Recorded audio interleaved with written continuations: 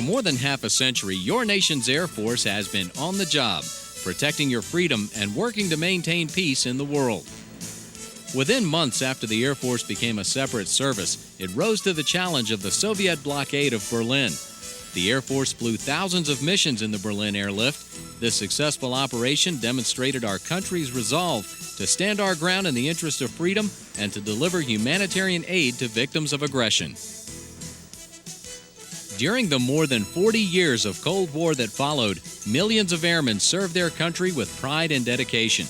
Whether they signed for one enlistment or made a career, they found their place on the team defending our freedom and contributing to the goal of world peace. The success of Desert Storm helped speed the end of the Cold War. The old foe is gone, but there are still many threats to freedom and peace in the world. Now your nation's Air Force is supreme in the skies, and we are globally engaged on a daily basis, flying freedom missions in the Balkans and Southwest Asia, conducting joint training exercises with allies worldwide, and continuing to provide humanitarian relief. All this with an active duty force that's 1/3 smaller than it was when the Berlin Wall fell. Increased deployments and smaller forces have required changes in how we operate. One thing hasn't changed, however: the quality and character of the men and women serving on the Air Force team. Whether they entered the Air Force through basic military training at Lackland Air Force Base or through one of the officer programs such as the Air Force Academy, Reserve Officer Training School, or Officer Training School, they have been physically and mentally challenged and tested. As successful graduates, they are confident, disciplined, and dedicated, sharing the Air Force core values of integrity, service, and excellence. These highly trained and dedicated people are working for you, and the jobs they do contribute directly or indirectly to the Air Force flying mission. Obviously, pilots and crew are on the front lines of air power, but they are the tip of a very large pyramid of men and women working to keep our planes in the air.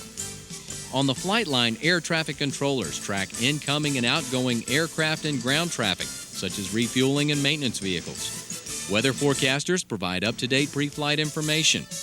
Crew chiefs, who are assigned one plane to be responsible for, make sure that plane is properly maintained and fit to fly. If repairs are required, they arrange for experts such as jet engine mechanics to fix the problem. These are just some of the many important jobs on the flight line. Equally committed to the Air Force mission are the men and women who provide medical care, communications, both satellite and local telephone lines, transportation, and all the other services needed on the Air Force team. They are also ready to deploy at a moment's notice in support of an Air Force flying mission or for humanitarian relief.